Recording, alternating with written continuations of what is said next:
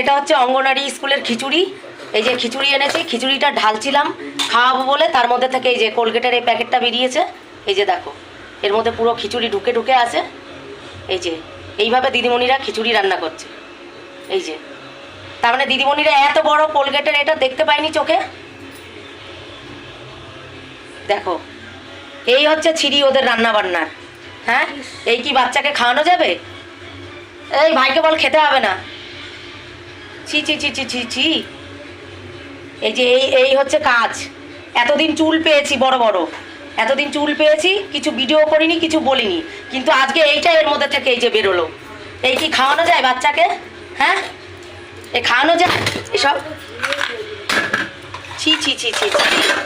এই হচ্ছে কাহিনী ওদের রান্নাবান্নার, এই হচ্ছে রান্নাবান্নার ওদের ছিরি।